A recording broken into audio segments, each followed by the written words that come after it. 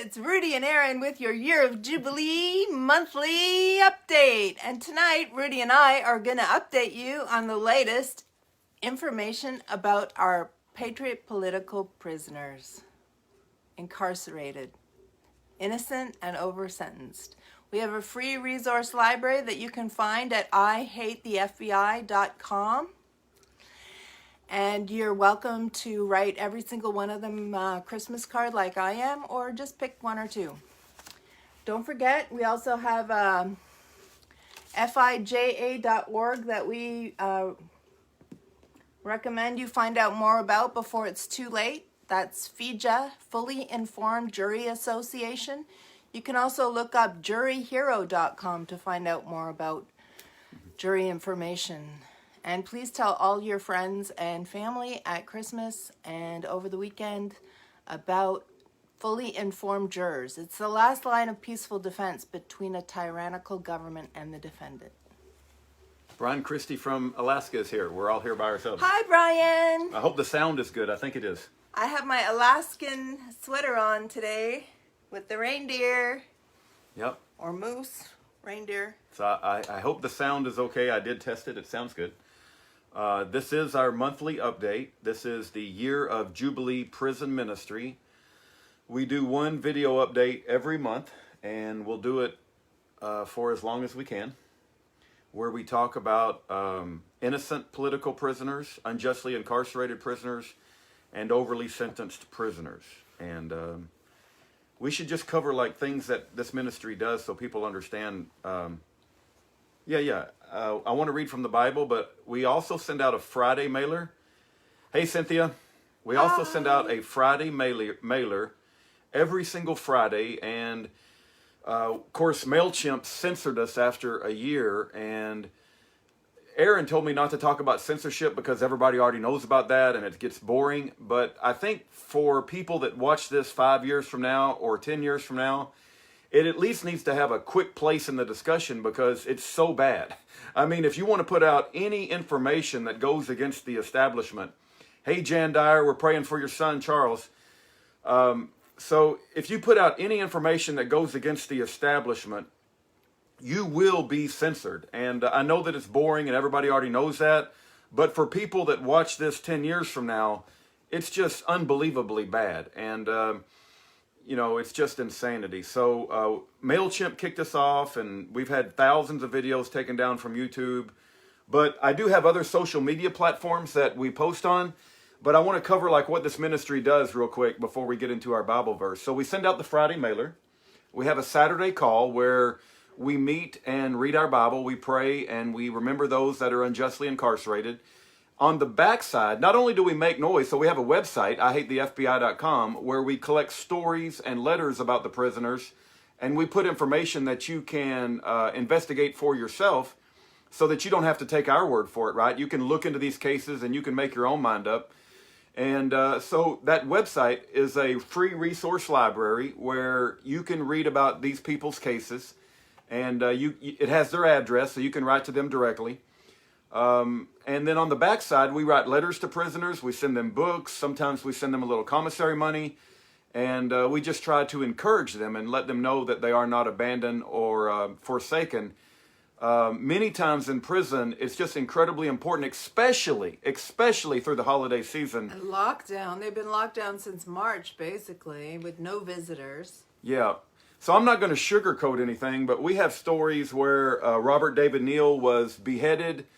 A Muslim Caucasian convert who was previously in the army, cut through his neck, and he was going to go kill Schaefer, but Kurt Johnson stopped him. We have prisoners in Florida that have reported they've been raped brutally by the guards. We have prisoners on Alabama death row that said they were strip searched and beaten and thrown naked in a solitary cell. It's called a suicide watch cell for days on end. I've been told, and I have not firsthand knowledge, but I've been told by reliable sources that Schaefer Cox was stripped and 4-point shackled on a concrete slab for over 24 hours, which means that he's going to pee and defecate on himself as he's shackled to the slab. We have people reporting that they've been pepper sprayed in their genitalia.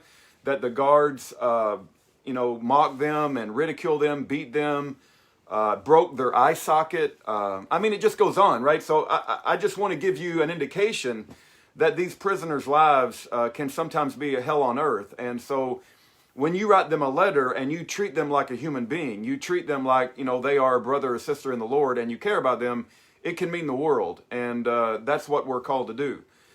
So not only do we try to encourage the prisoners, but we also have a public aspect to the ministry where we talk about their innocence, and we don't compromise. And for that, a lot of our letters are censored, a lot of our emails are censored, and things like that. So, yep. Did I miss anything? I want to read a Bible verse, and then we'll get started on Schaefer. We always start off with Schaefer, but 1 John 3:8. 1 John 3:8. He that committeth sin is of the devil, for the devil sinneth from the beginning. The Bible calls the devil a murderer and a liar. So, for this purpose the Son of God was manifested. For this purpose the Son of God was manifested, that he might destroy the works of the devil. So think about that for a second, because we know the devil is a murderer and a liar from the beginning. There's so much deception. If you have eyes to see and ears to hear, think about all the deceptions that mainstream media has bought into. All your friends. I mean, I'm not going to talk about how stupid COVID is and this mask is and forced vaccinations. I'm not even going to get tested. I'm not going to tell you how absolute idiotic Twilight Zone, because you know already that we live in a world where people have put science, falsely so-called, above God, and we're living in some sort of bad after-school movie. But think about what I just read in the Bible. The Lord Jesus Christ was manifested, the Son of God was manifested, that he might destroy the works of the devil. And think about all the deceptions that entails.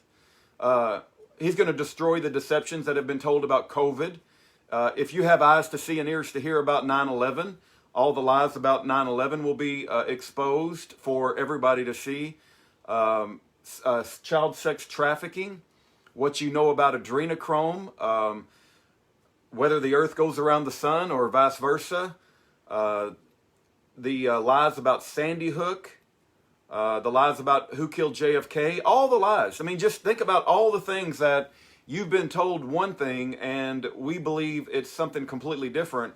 And imagine a world of just absolute truth where nothing is hidden. And Jesus is going to bring that world when he destroys the world of the devil, works of the devil. So I'm looking forward to that.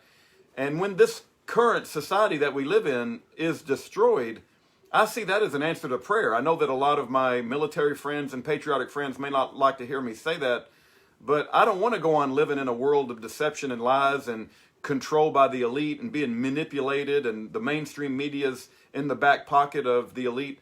I want a world of truth, and I want freedom for our unjustly incarcerated prisoners.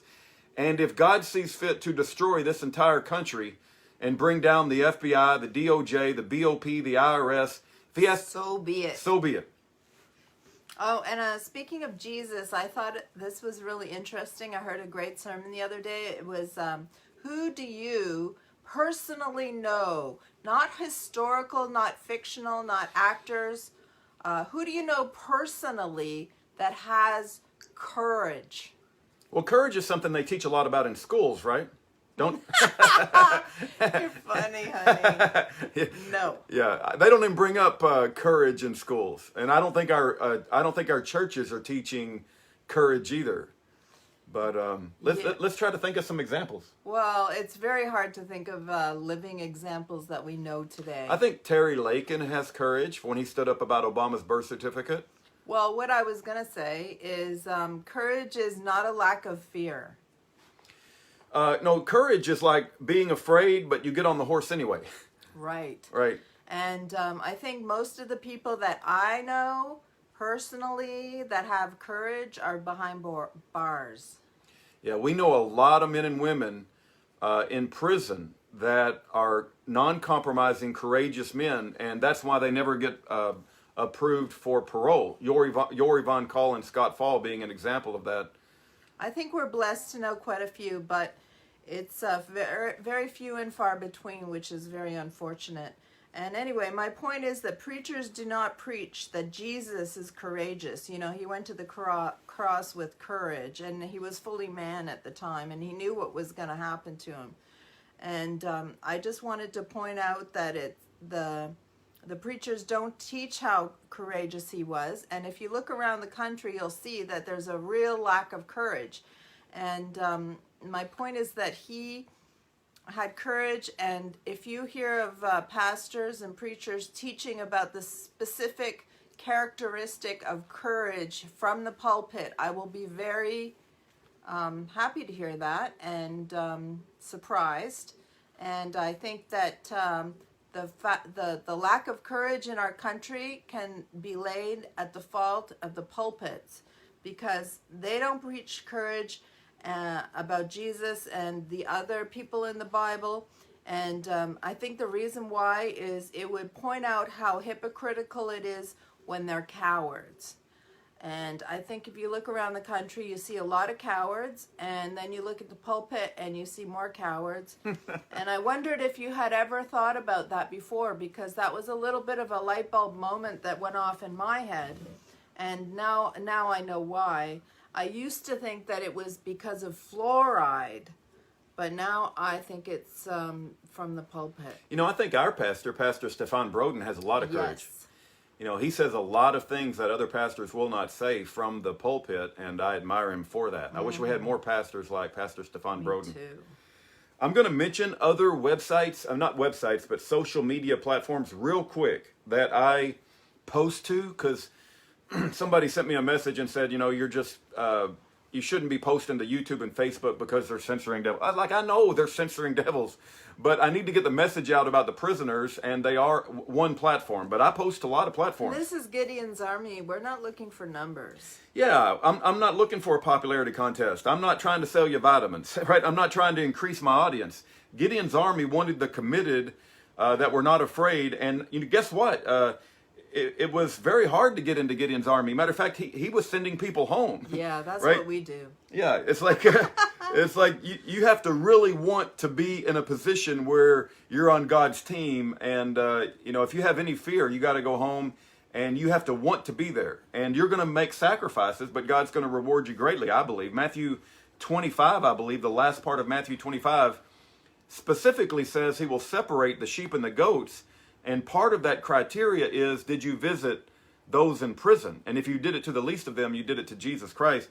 But here's a list real quick, Aaron, of other social media platforms. YouTube, Facebook, of course, censoring devils, I know. BitChute.com has been really good as far as allowing unlimited updates for videos. Minds, MINDS.com, has been good so far. BrandNewTube.com. It's had some stability issues, but it has been good too. So I've been uploading as much as I can to brandnewtube.com. Rumble.com has been really good.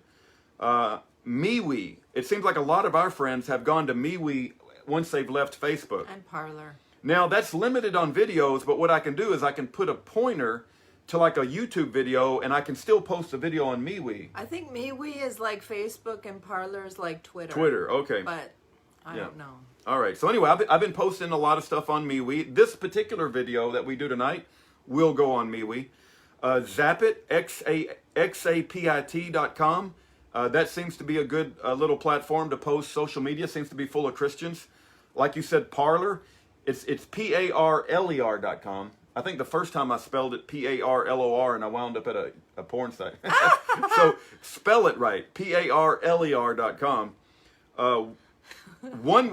Oneway.com. Me and the owner of that website have a little personality conflict. I'm a little bit too unpolished for him, and it's not really his fault. I don't blame him. He wants you to wear a suit. He said he doesn't like my cutoff shirts, and I think the quality of my videos was not up to snuff for him. But hey, everybody's welcome to an opinion. I don't necessarily dislike the guy. We just had a personality conflict. Yeah, you can take the information that we put out and wrap it up in your own bow. Yeah. Go check out oneway.com. I hope he's successful. He does seem to be a King James Christian dude. It's just me and him. I mean, personality conflicts happen all the time, right? Okay, so patreon.com seems to be focused on money, but you still can post stuff without asking for money or requesting any money. I didn't know. So yeah, I put stuff on Patreon all the time. There's a place called vk.com, which is Russian. And I post there because it's free and it has unlimited post. And I'm just trying to get the word out about prisoners. But that place seems to be full of like some super Crazy people. virulent people. But nonetheless, I still post there, and we put Pastor Broden's sermon, prisoner information, and hopefully when you cast out seed, you want a few seeds to get planted. Wimkin, Wimkin, Wimkin.com. Seems to be a pretty good little site. Odyssey.com has like tokens, and I've used up all my tokens, and so I can't post there anymore. I don't know if I'll get tokens in the future, but I've used up all my tokens, and it says I can't upload anymore. So Wow, you've done a lot of research on other websites. But Yeah. let me just say this. If I go down on Facebook, I think I might time will tell, but I don't think I'll go for another social media. no, you won't go to MeWe? Come on. No, all your friends are over there. I don't care. Come on, you got to post. No, I got a life to live. If people aren't awake now, But sometimes your friends like give you some good information. All right, so there's a really, really good video upload place called videos.utahgunexchange.com. And I've got a lot of good feedback from all the videos that we put there. I don't know who runs that, but it seems to be focused on Patriot and guns. Videos.utahgunexchange.com. I was very impressed, so I'm definitely recommending you check them out. Vimeo.com has been around forever, but I ran out of tokens, so I can't upload there anymore. Vimeo has tokens? Well, I put it requires money to upgrade to larger videos. So I think whatever space they've given me, I've already used up. Spreely has been very unstable for me. I don't know if it's just me. You guys can make up your own mind. But there is a thing called Spreely, SPREELY.com, and it's a video upload place and social media place. And I did recognize some people when I went over there, but it's just unstable for me so far. There's a place called Tube, TUBE.4AEM.net, and I've been able to upload unlimited videos. I don't know what's going on, but it's been very good at taking all my videos, and they've never complained, so I keep putting videos there. And there's 153news.net. They've got good videos, but to be able to upload videos, you have to be approved by somebody who's already in the club, and nobody's approved me. But I've noticed that they put out a lot of good videos on 9/11 and Oklahoma City bombing, and all the stuff that got removed from YouTube, a lot of it you'll find on 153news.net. Never even heard of But I can't upload because nobody's approved me to upload. There's a thing called dlive.tv. I have no idea what that is. Library, LBRY.tv, seems to be Odyssey, but just with another name. There's a place called lighthouse.com, and it's spelled with 3 I's, Liii, lighthouse.com, and it's coming soon. It's not here yet, but it's going to replace YouTube or whatever. There's Brighteon.com, but who's that guy? Health Mike Ranger? Adams. Yeah, I tried him initially because he was one of the very first ones to come out against YouTube, but he pruned a lot of my videos because they weren't popular. I kind of got ticked off, to be honest with you, and so me and him don't see eye to eye on a lot of things. He's more of a deist rather than a follower of Jesus anyway, so I've never really put anything on Brighteon, but that is an option for people. But for some reason, all my videos got pruned and I got mad. Banned.video is like the Alex Jones, sell you vitamins and I'll make a lot of money and try to be popular, but you have to be approved by them, and I've never been approved by them. So that's all the social media alternatives that I know about. You mean band.video you tried and they didn't approve you? No. I never even tried for. I did try for Brighteon. Yeah. And they pruned me and I got ticked off. But banned.video, which is Alex Jones, I never even tried. I'm not a fan of Alex Jones, to say the least. But anyway. Okay. What else? Anything else we want to talk about the ministry before we talk about Schaefer Cox? Just educate people about our brothers and sisters in bonds, and FIJA.org, which you can learn more about becoming a fully informed juror. Very important. Amen. FIJA is, if you can find one person in 12 that will not send an innocent person to prison, you can save that person's life. But the reality is, let's just lay all the cards on the table. Look around our society at how many stupid people there are, right? All the people wearing masks, all the people that have secluded themselves in their houses, all the people that are begging for a vaccine, all the people that believe the establishment more than they believe God. And so if they can't stand up to not wearing a mask or not getting a vaccine, are they going to be able to stand up in a little room with peer pressure from 11 other people? I mean, I doubt it. Lord help us. We don't deserve blessings in this country with all the baby murders. No, we deserve judgment. And if our prayers are being answered right now. Yeah, our prayers are being answered. I mean, I was in Broden's church before the service started, and a friend of mine walked up, and he said, Rudy, on my way to church, God revealed to me that he is separating the wheat and the chaff, the goat, the sheep and the goat. He's separating them. And what he's allowing to happen in the world, what God is, God's in control, he's a sovereign God. He's separating those that put him first as opposed to those that put government first, right? And so if you don't put God as your number one priority and you don't read your Bible and you don't listen to what God says to do in your life, then, you're going to be, influenced by things that you shouldn't be influenced by. And so it'll show, it will be revealed in your life and everybody will get to see. I'm sure that scripture says that you're not supposed to mix blood and you're not supposed to inject into your blood aborted babies. It's amazing that we even have to have the discussion that, it's not a good thing to inject aborted babies. Don't even call it aborted, just say murdered. Murdered babies. Yeah, I don't think it's bloodstream. I don't think it's a good idea to put murdered babies into my bloodstream. But no, thank you. Anyway, so this is IHateTheFBI.com. All of our court systems, and I could go on and on about how the FBI has infiltrated every militia and they are corrupt and they set up and trap people, but you guys know that already. For this next portion of the video, we're simply going to go through prisoners and we're going to give you the highlights of their case. We do this once every month, and we want there to be a record left down, throughout history.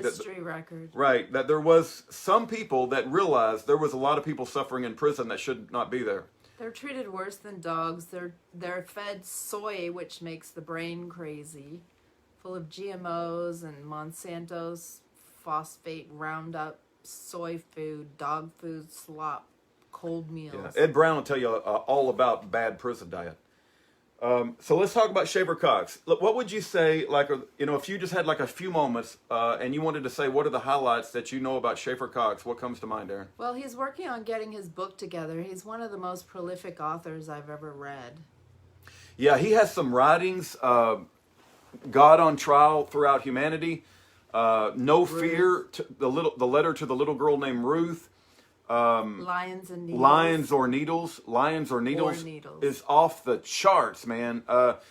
Some of the best writing, and I've read Dostoevsky, Victor Hugo, Ayn Rand, Leo Tolstoy. I've read some of the most literary, what do you call them?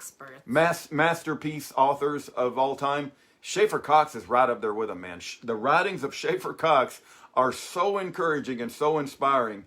And one of his books is called The Lost Lyrics of Shaver Cox, and you can find that on Amazon, I believe.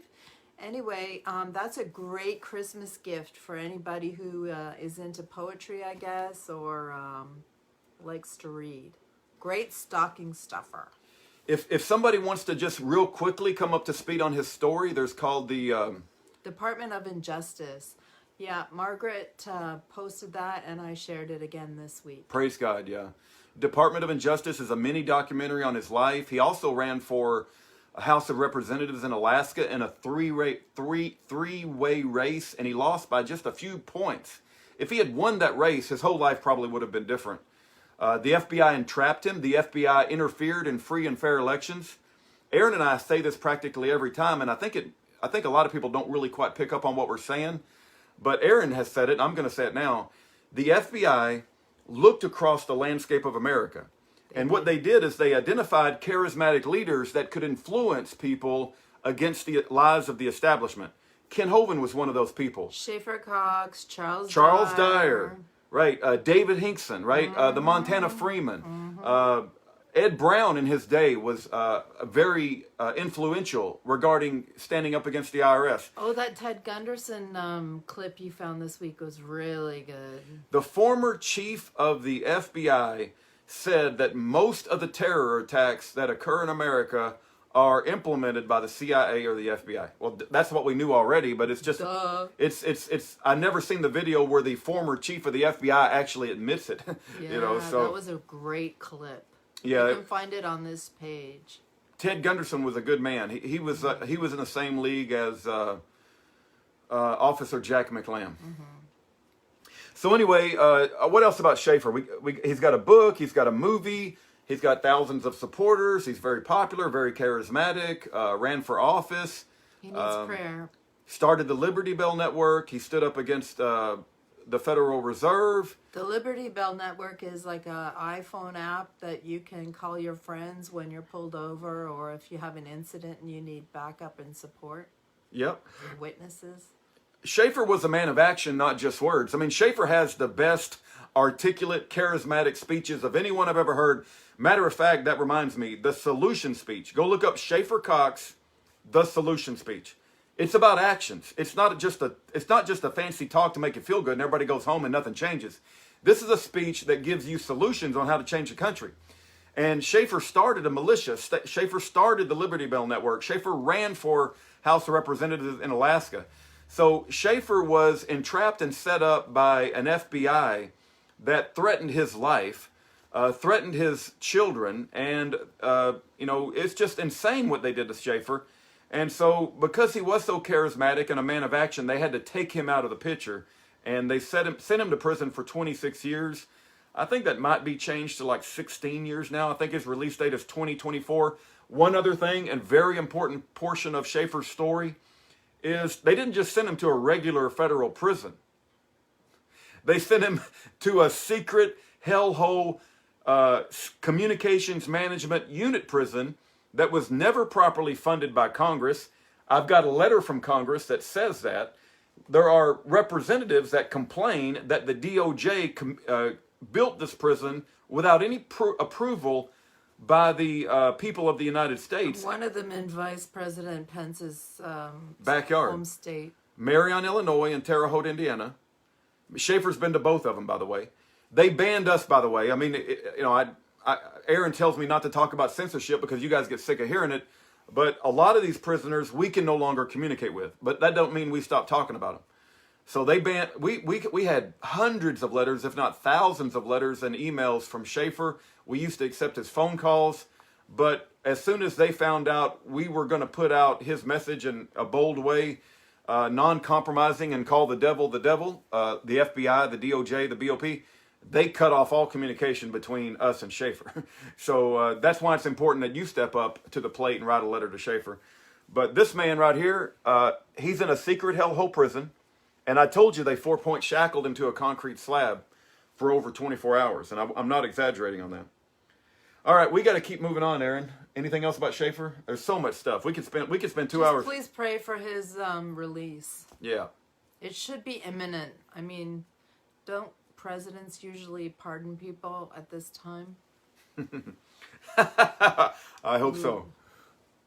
This is Amy Gonzalez. She's a nurse from Texas and totally innocent. And she called this morning and we had a nice chat. And she is dying to go home.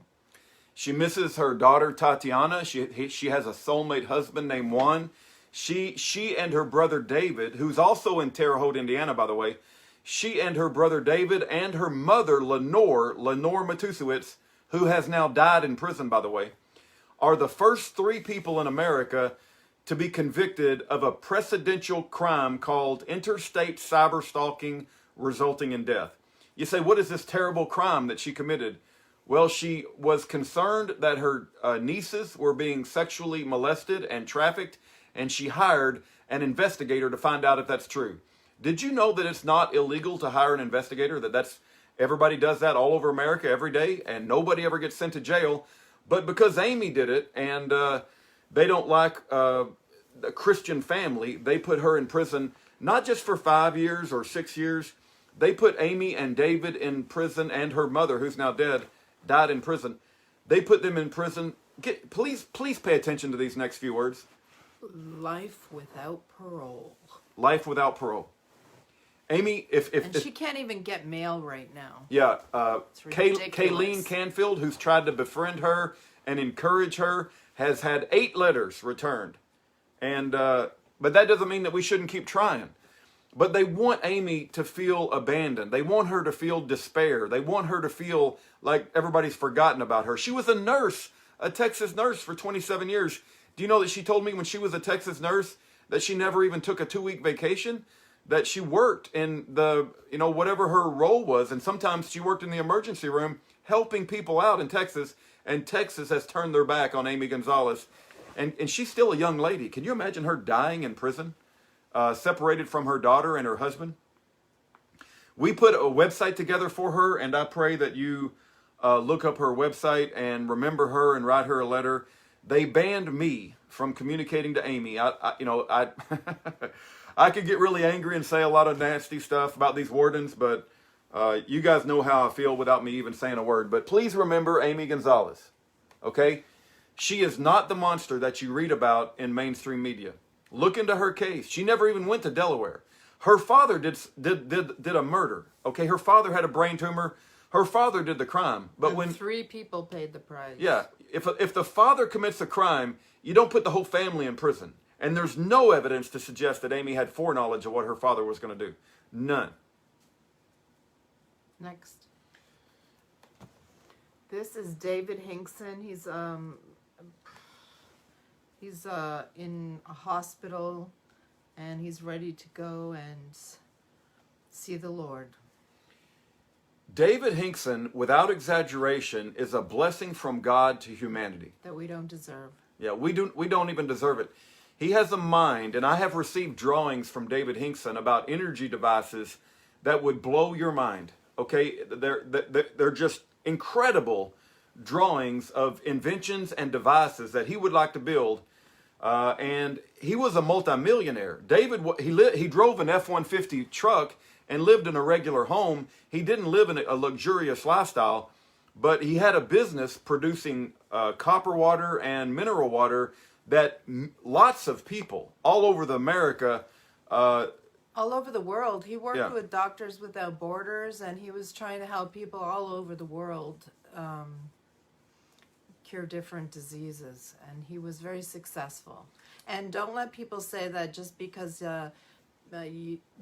you're poor and don't have enough money for a lawyer, you're going to end up in jail. He spent millions. He spent at least $6 million on his defense. Millions and millions. And the lawyers took all the money and sold him down the river. That happens all the time. All the time. If you wanted me to waste the next 2 hours, I could go through example after example after example of lawyers taking money and selling their clients down the river. I think even Roger Stone's lawyers sold him out. Yeah. So David Hankson, this man right here, he has energy inventions and medicinal inventions that will change the world. And they've diagnosed him with terminal cancer of the colon and the liver, and I believe he could heal himself with his own medicinal cures, but they probably won't let him out so he can do that. Even the bomber of the Lockerbie bomber that killed like 250, 260 people, he got compassionate release when he was diagnosed with terminal cancer, and he got to go die with his family. But they haven't let this man out. They haven't let him go die with his family. They let Antifa out Yeah. for COVID. Yeah, he's considered a domestic terrorist. There's no victim in his crime at all. None. There's no smoking gun. I refer to David Hankson as America's most provably innocent political prisoner. He's absolutely no evidence against him. It's a conspiracy crime, and that's just a crime that the prosecutors make up in the jury's mind. Yeah. Conspiracy is a lazy lawyer's magic trick. There's a book you can read that his father wrote called Cesspool of Judicial Corruption. The book is free for downloading at our website. All of these prisoners have websites. Oh, by the way, we used to talk to David 2 or 3 times a week when he was in Kentucky, but some witch, Jezebel, did a false report, and they moved him to the same prison as Schaefer Cox, and now we can no longer speak to David Hankson. I hope she sends him a Christmas card for me because I'm not allowed. Yeah, we're no longer allowed to even comfort our friend while he's dying. And I won't forget what that witch did. This man right here. This is Anthony Troy Williams, and he was sentenced to 33 years, I think. 35, Aaron. 35 a month ago, and he has no victim and no crime. I want you to imagine having a business with 500 customers, and the investigating authorities, the FBI in this case, they go out and unsolicited, what they call cold call. It isn't like they wait for somebody to complain about you, but they go and find your customers, and they say, hey, we're with the FBI. Is there any thing that he has done that you would consider inappropriate? Has he treated you inappropriate? Did he say anything? Is there anything suspicious? And they do this to 500 customers, and they can't find one client. They can't find one to testify at his sentencing hearing. Matter of fact, the only people that testified at his sentencing hearing were two women who cried in support of him and his integrity and his character. You're going to send a man to prison for 35 years on a conspiracy charge and fraud, and you can't find one person to testify at his sentencing hearing where you send him to prison for 25 plus 10 years, 35 years total? The judge and the prosecutor in his sentencing audio Zoom meeting, whatever the heck it was, were so rude. I tell you, these people are full of the spirit of Satan, and if they get a Christian in their crosshairs, they throw the book at him, and that's what they've done to Anthony. But Anthony still has people out here that love him and care about him and write him letters. And will never compromise. Do you know that he had an 18-year-old son that died while he was in prison, and they didn't even let him out of the hole? They threw him in the hole. Didn't even let him communicate with his family or anything. Sickening. So you can read about Anthony on our website. Russell Landers. Got a big old black eye there, if you notice. Look at his, it's his right eye. I think you should put a new picture up. Yeah, we have some more pictures of Russell. You're right. I should. But he's also in the same prison as Schaefer, by the way. The warden of Terre Haute, Indiana, is a child of the devil, and he is a wicked, wicked man. And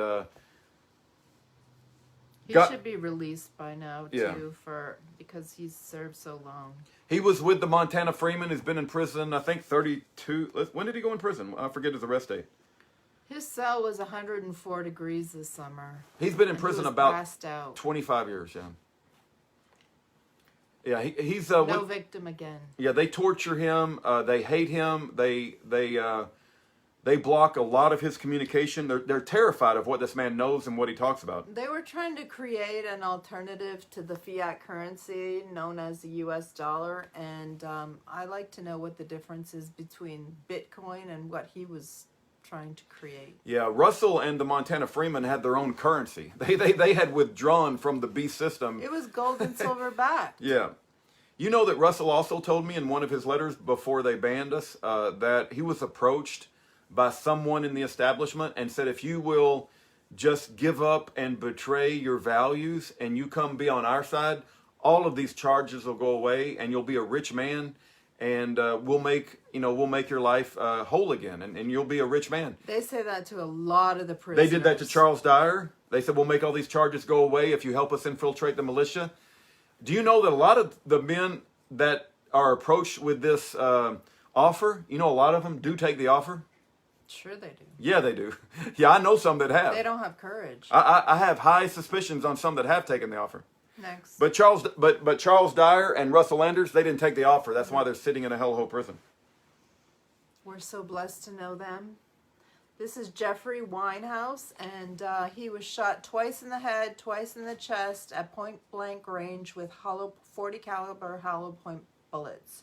And even the evidence shows there's one bullet straight down next to where his head was in the ground, in the pavement.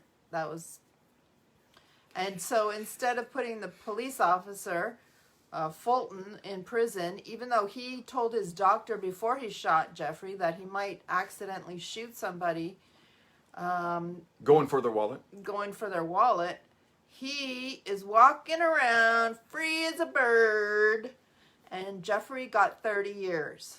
30 freaking years. We need to pray for Jeffrey's release. The shooting was caught on video. You can watch the video. He has a habeas case right now. During the trial, half the courtroom was filled up with law enforcement because they always support each other no matter what. Yeah, they always make it into an absolute Circus. drama. Yeah. Half the courtroom was filled up with Jeffrey supporters. Of course, you know the judge is going to be on law enforcement side. And then they put an 80,000 volt shock collar on Jeffrey that said, if we push the button, it'll make Jeffrey pee and defecate himself. And they said, Maybe Jeffrey, have a heart attack and die. maybe kill him. And so, Jeffrey, while we're having this trial, don't you dare open your mouth and like say anything in front of that jury that might make them think you're innocent. That should be illegal. Do you know that Jeffrey wrote me a letter from prison and it said reasons why I am innocent?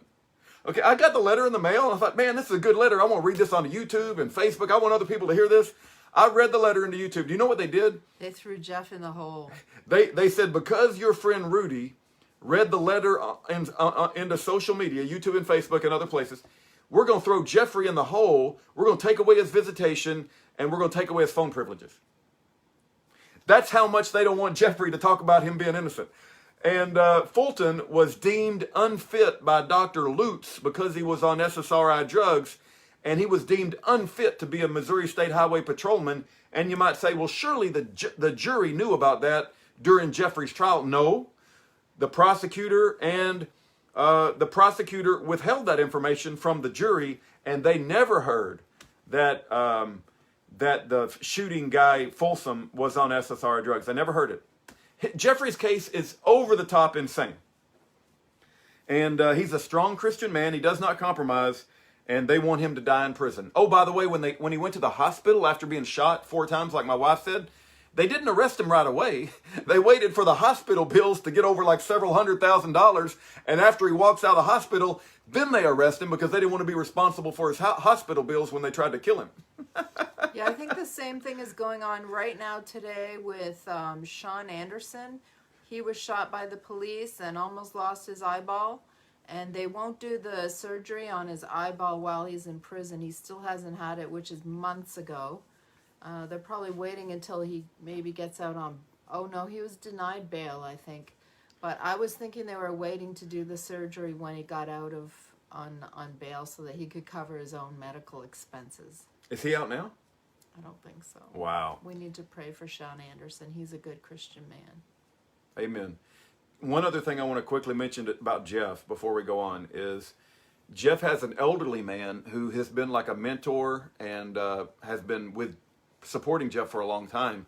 The warden at Jeffrey's prison is an absolute evil man too. And by the way, he's a Baptist minister. Well, Art LeBeau, who's Jeffrey's friend, went to the church where the warden is a pastor, and the warden told Jeffrey's friend, don't ever come back to this church again. And there was no disturbance. The old Art LeBeau didn't make a disturbance or anything. So it was the first church he's ever been kicked out of in 8 years. Yeah. Art LeBeau was in near tears and said, I've never been kicked out of a church before. So that's the kind of people that are against Jeffrey. One other thing I want to mention, Aaron, is Jeffrey has a friend named Matt Thompson. Matt has a new news show. I think it's called Matt's News. Oh, Matt's News Network? Yeah. All right. It's really good. We love Matt. We love his family. We think he's a strong Christian man, very committed to the Lord. And Matt went to go visit Jeffrey in prison. Oh, and then Matt got thrown in jail for trespassing. Even though he used to go and visit Jeff all the time. So nobody had heard from Jeffrey in like 2 or 3 weeks. Not even his lawyer. Not even his lawyer That's had heard. illegal. We thought they had killed Jeffrey.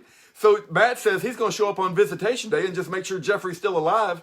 Well, they charged Jeffrey. When I say they, I mean this evil warden, Stanley Payne. Stanley Payne charges Matt Thompson with trespassing for even going to the prison. You say, well, Matt must be like a real rude loudmouth. He must have caused a big disturbance. No. Matt's the most friendliest. He politely walked out. He went down to the local Hardee's restaurant, and they got him there. He was already gone. He wasn't even trespassing. They threw him in jail. Matt's wife, who's a school teacher, had to make a video on Facebook, said they threw my husband in jail. Matt still got charges. They confiscated his phone, his iPad, his car. He's still got charges. They're trying to make him have some sort of record. I mean, listen, if we didn't talk about this stuff, you'd never hear about it, and plus you wouldn't believe it. And plus, Jeff's family they packed up their whole family in the car, and they hadn't seen their dad in, You know, the 3 children hadn't seen Dad in months. It was pre-approved. or years. The visit was pre-approved. They had a meal planned. They were very excited. They got there and they were turned away. That is downright dirty. I'm laughing, but it's not even funny. It's listen, the Lord's going to take care of all this. Yep. I know it. The reason I feel so confident is because I just know the Lord is... Praise God. Hallelujah. The Lord says what he means and means what he says. This is Edward Brown, and he calls from time to time, and he's a wonderful guy, and he's got some really big ideas. He's going to change the world when he gets out of prison, and that's why they don't let him out of prison. He won't repent because he didn't do anything wrong. And the hashtag Show Me the Law was his quote when he was asking the IRS to show him the law that he needed to pay income tax. Yeah. There's a movie that Aaron Russo did called From Freedom to Fascism. And it's the subject of that movie deals a lot with what Ed Brown deals with. He's also a constitutional ranger. He's friends with Randy Weaver, who lost his son and his wife. If you don't know the story of Randy Weaver and Ruby Ridge, Lon Huriuchi shot Vicky Weaver, who's Randy Weaver's wife, in the head on the porch while she's holding the baby, and the government never acknowledged anything. Oh, you mean Bill Barr? Yeah, Bill Barr was the Attorney General and said, we can't restrict our snipers. And so instead of punishing He Lon... got a promotion. Instead of punishing Lon Huriuchi for shooting a woman in the head while she's holding a baby, they promoted Lon Huriuchi, and he got to do more snipers at Waco. So, Elaine Brown is out. Yeah, we praise God for that. Elaine Brown, Jason Gerhardt, and Daniel Rowley are all out of prison, but they won't let Ed Brown out of prison. So we need to pray for Ed Brown, and we need to write him a letter, let him know that we care about him and love him. Who else, Aaron? I'm getting down to the next. Oh, this guy. This guy's got an incredible story, too. This is Eddie Ray Kane and his wife Cookie. They're wonderful Christians, and last I heard they were working on getting him compassionate release, and hopefully he's out, and we just haven't heard about it.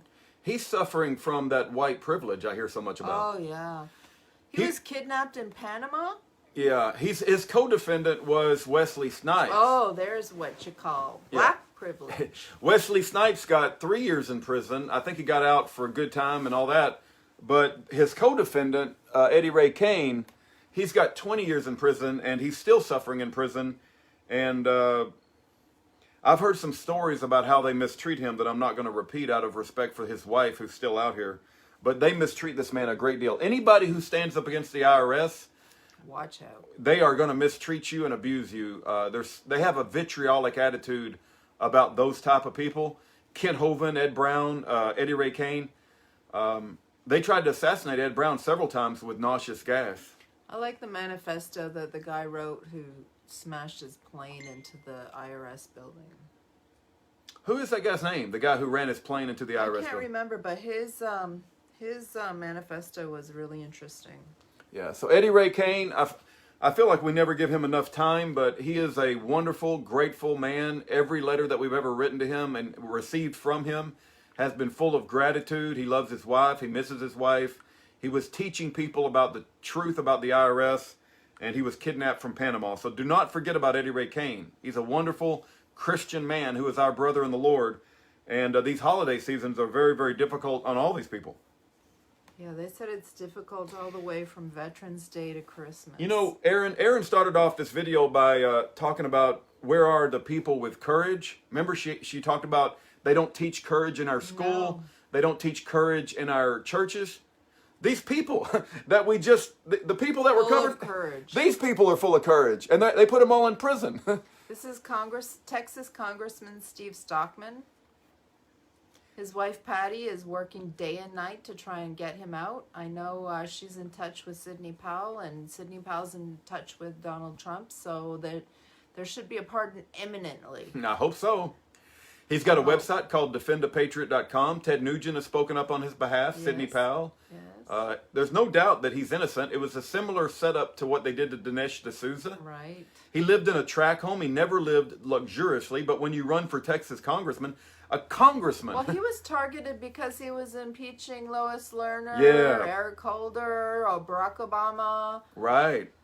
Right. His bumper sticker said if babies had guns, they wouldn't be aborted. He was for the Second Amendment. He was holding the IRS accountable. Remember when the IRS was going after Christian conservatives? Yes. Lois Lerner pled the Fifth. When have we ever been allowed to plead the Fifth? Plead the Fifth. Yeah. So Congressman Steve Scumbags. Stockman, they had some big donors that gave him money, and they said that he didn't use the money properly. Same thing as Dinesh D'Souza. And now he's going to die in prison if a miracle doesn't happen and he be let out. He's very elderly, too. He's kind of up there the same age probably as Ed Brown. Yep. Steve Stockman. I call this man Schaefer Cox of the South, Charles Dyer.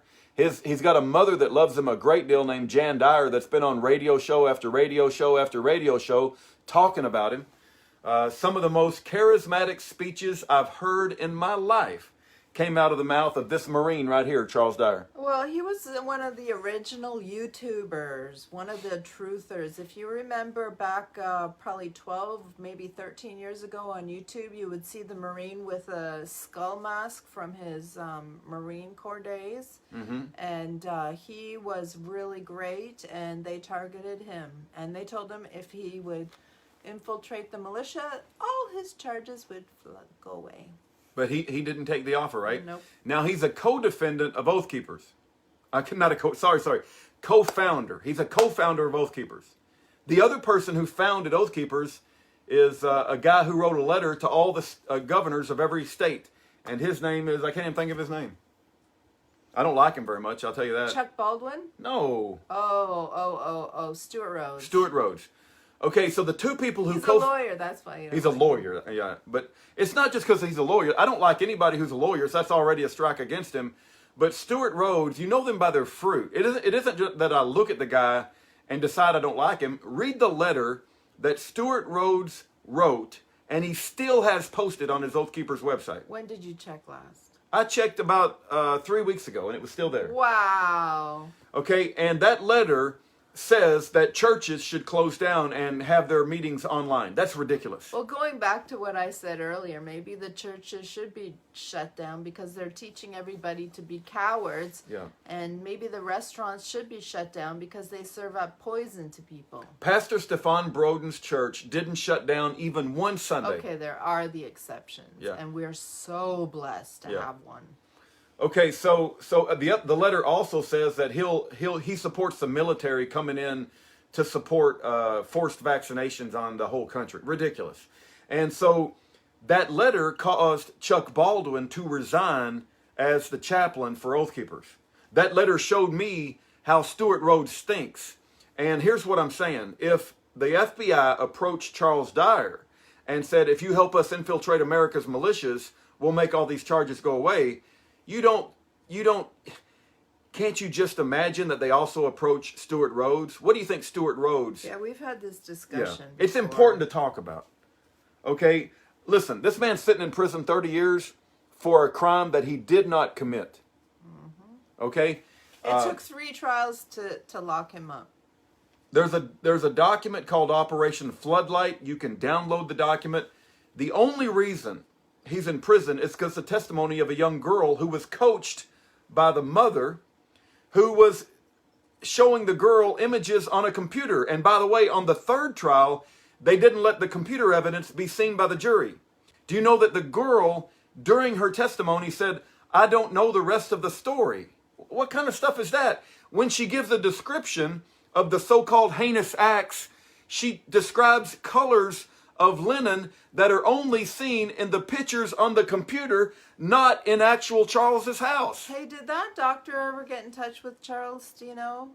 The one that does child psychology and... I think she's very aware of Charles's case. Oh, good. What was the name of that high school football player that went to jail and got fully exonerated on similar molestation charges? It was an Amazon Prime... Greg Kelly. Greg Kelly.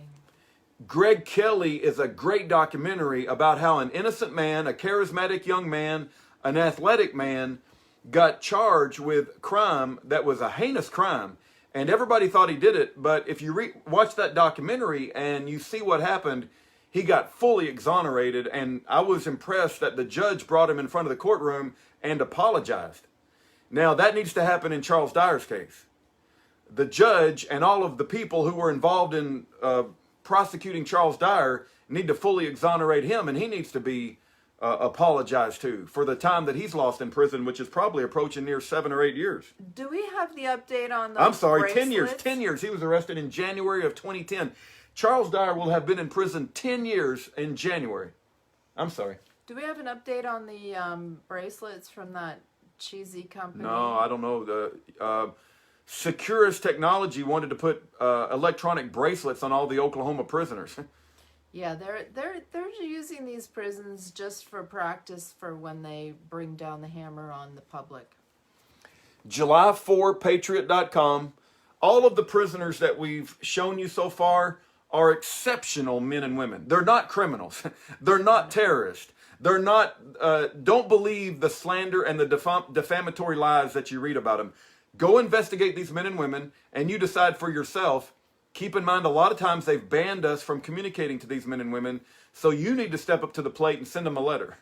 The entire state of Oklahoma has been locked down in the prison system because of 3 fights in other prisons, and now Charles is locked down too, even harsher than before, and no visits. Crazy.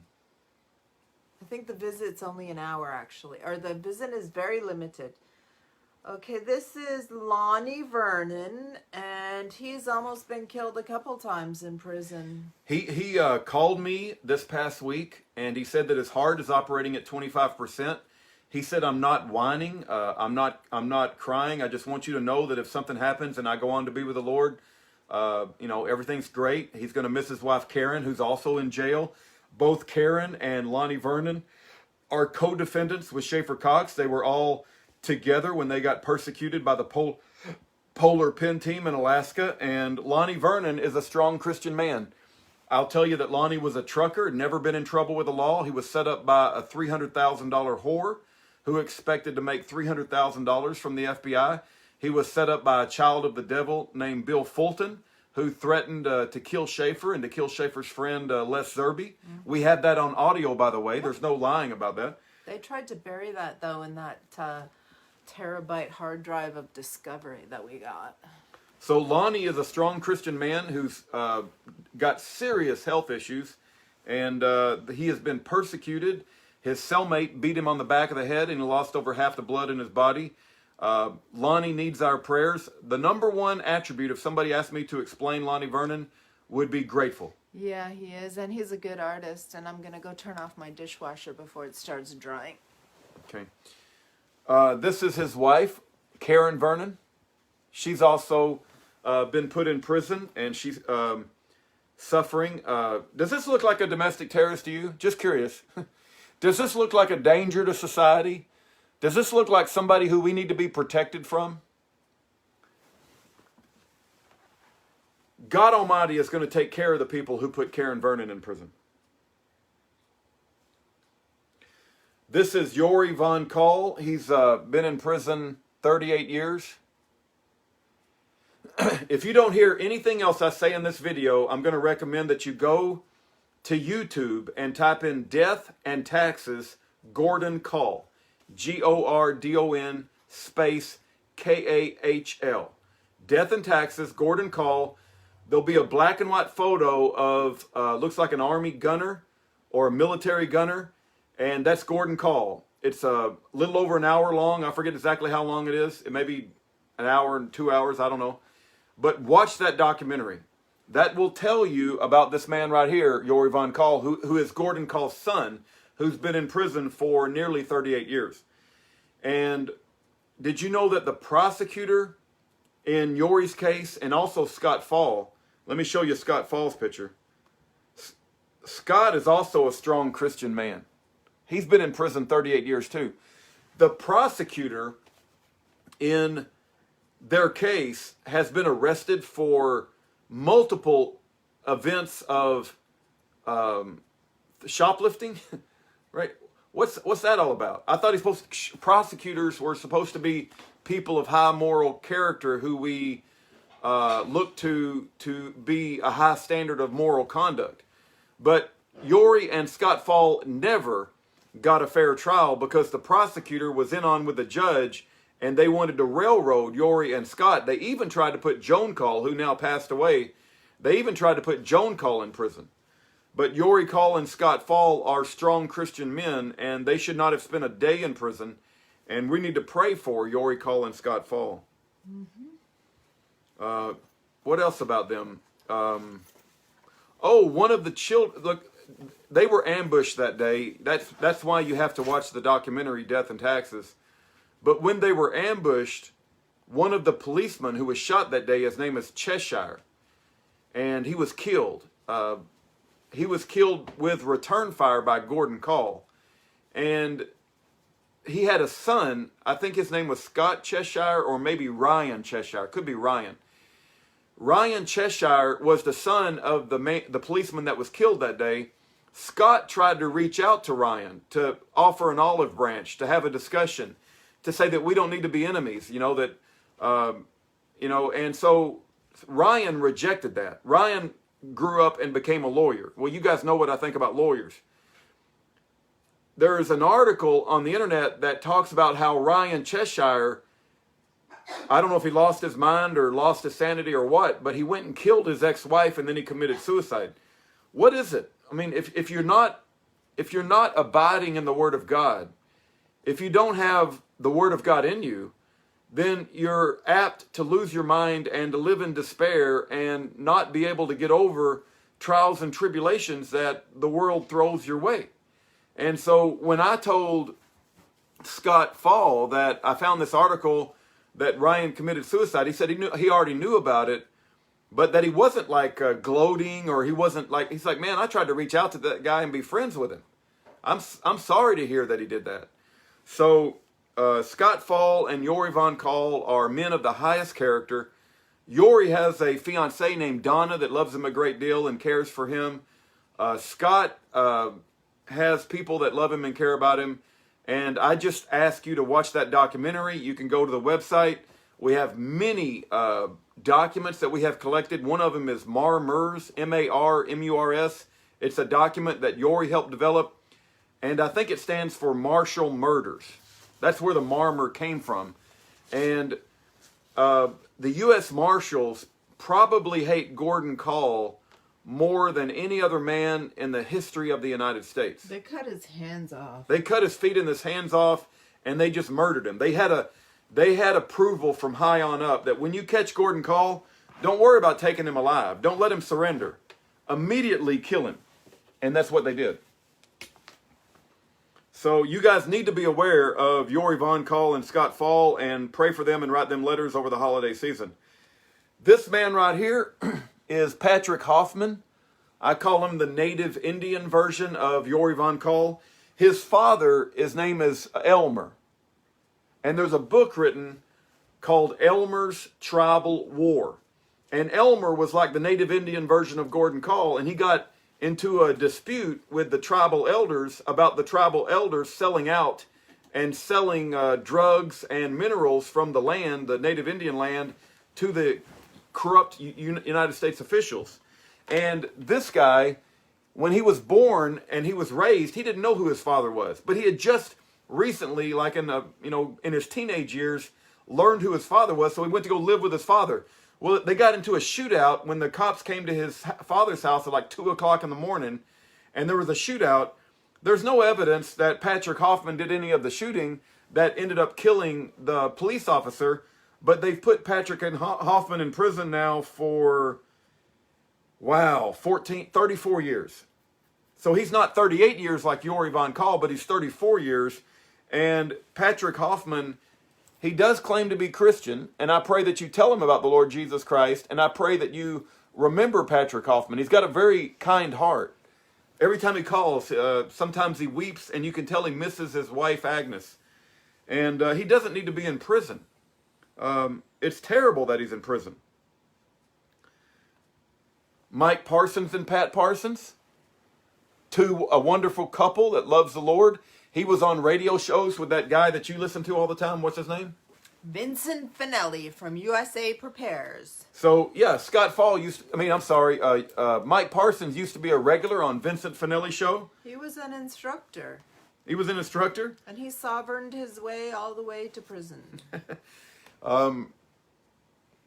This is his wife, who's also in prison. And not only do they have Mike Parsons and Pat Parsons in prison, they have Sue Holland now in prison. They put all three of them in prison.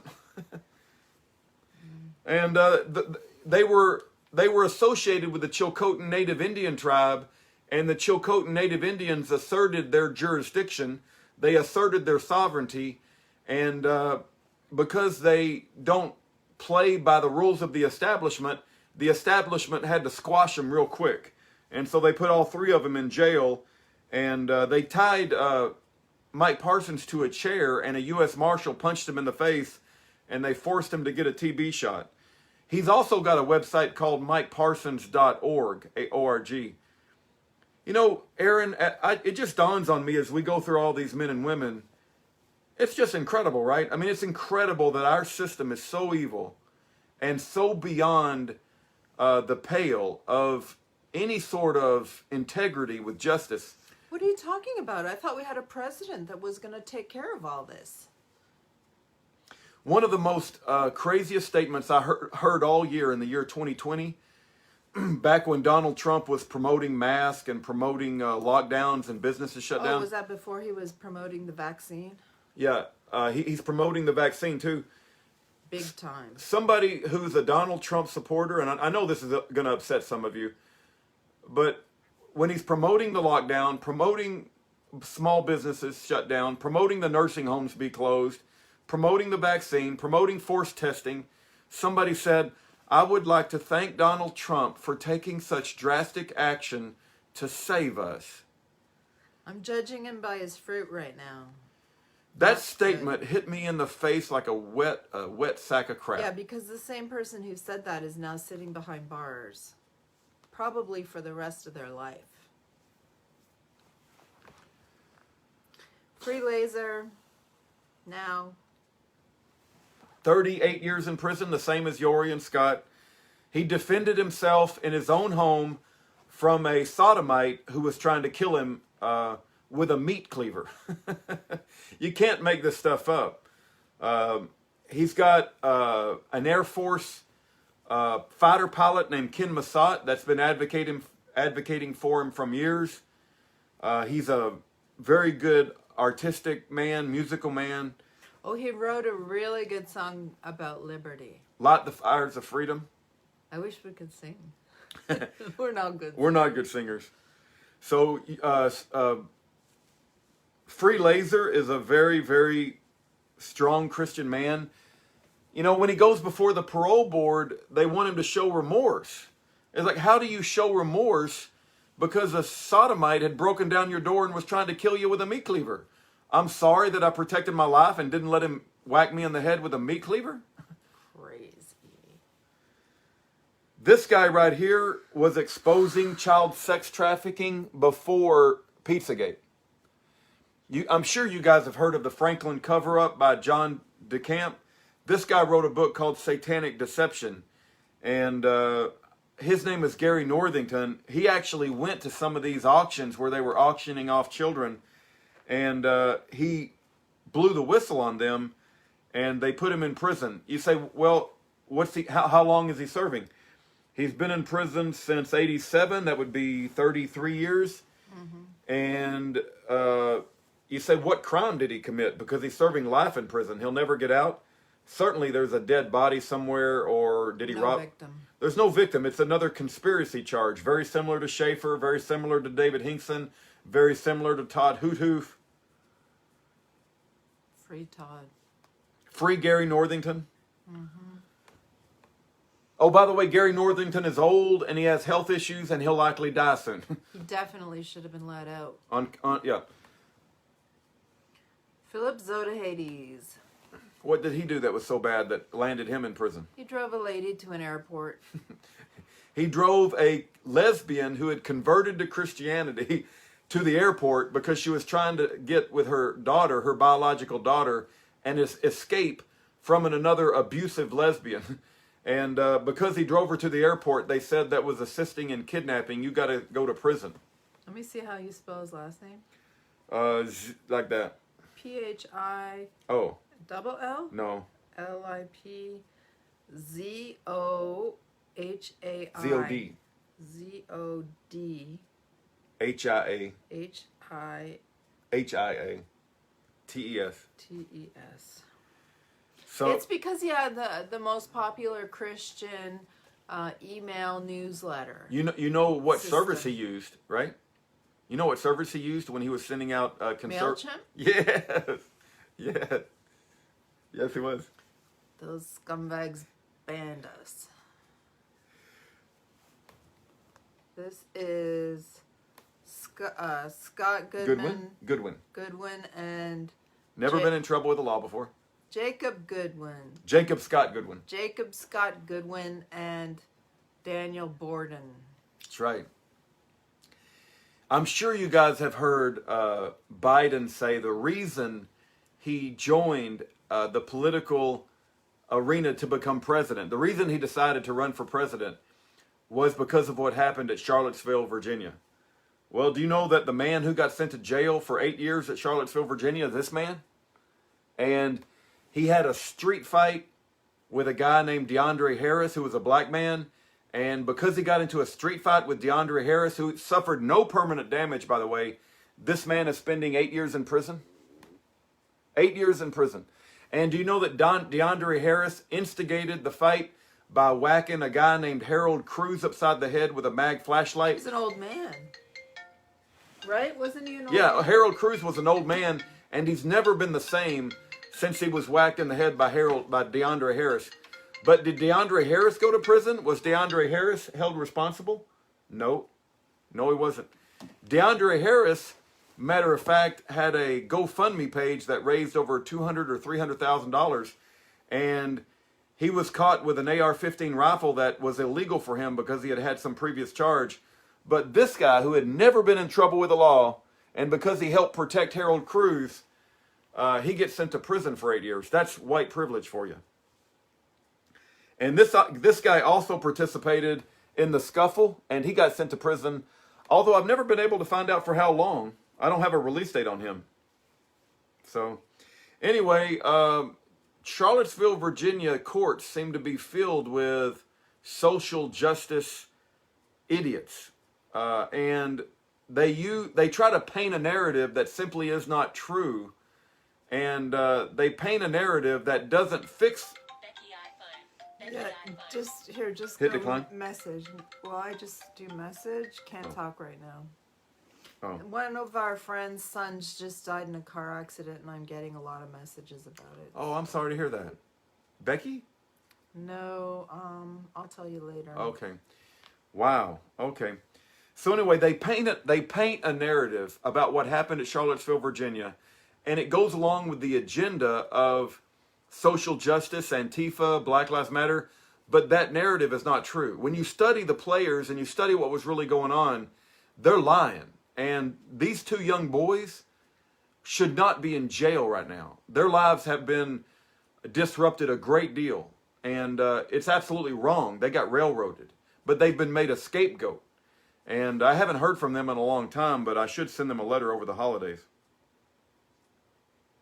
All right, Aaron, that's all of the prisoners that we've covered up to this point, I believe are innocent, and absolutely, when I put somebody on the front page, that means that I personally believe that it's a travesty of justice, that man or woman is in prison, and that I believe when you write to these men and women that they're not con artists, they're not somebody's going to take advantage of you, they're worthy of your time. You know, my friend Brad says, who I think he got it from, who's the famous preacher? Billy Graham? He says we only have one bucket of water. The whole world's on fire. We only have one bucket of water. So when I put somebody on the front page, it means that I think they're worthy of your time. But let's go through the list of other prisoners, Aaron, and get through that, and then we'll do that as quickly as we can. Yay! There's always lots to do around here. I know, right? I'm really sorry to hear that somebody's son has died. All right, Sean Christie. Got a family that loves him. Working on his appeal. Got sentenced to prison for like 25 years. There's no victim in his crime. None. I've asked him to do a little write-up that we could post on his Dropbox. Yeah, so we that, really need that. Yeah. James Daly is a Texan on Florida death row, and I believe that he's there because of a jailhouse snitch. I've been told by a guy on Alabama death row that there's a particular prosecutor who's put like 7 or 8 people on death row, and in every single case, she has used a jailhouse snitch. And what do you think the odds are That should be illegal. Yeah. Come on. Yeah. Come on. It's easy to find someone in jail who will lie for you to get some sort of reward, to get it less time themselves. Joseph Glenn Dobbin, I've written to him a few times. He exposed a judge named Judge Royal Ferguson who threatened death from the bench at another man named, oh my goodness. He was an inventor, an internet. Aaron Schwartz? No, it was the guy that I met a few times in the Bible study. He lost $1 billion. Oh, yeah, GoDaddy and... we're getting old there. Yeah, I know. There's a guy named Kim.com. He was a internet inventor, and there was a guy that's very similar to Kim.com who was GoDaddy before GoDaddy. Yeah, his name is... I'm sorry. I apologize. We got so many prisoners, right? What do you call him? An indentured servant? Yeah, he got put in. I remember his Twitter feed too. He has a Twitter. Listen, what do you say when somebody's in debt and you put their boat in? There's a word for it. Indentured servant. It's kind of like indentured servant, but you put their boat in something. Receivership. You put their boat or house in receivership because they can't pay the bills or something. Well, anyway, he's the first person since like the 1800s where his property didn't get put in receivership, but he as a person got put in receivership. The judges and lawyers wanted to steal all his money. Yeah, he had $1 billion, and the judges and the lawyers took all of it. They put him in receivership, and he couldn't hire a lawyer to defend himself. He'd never been convicted of a crime.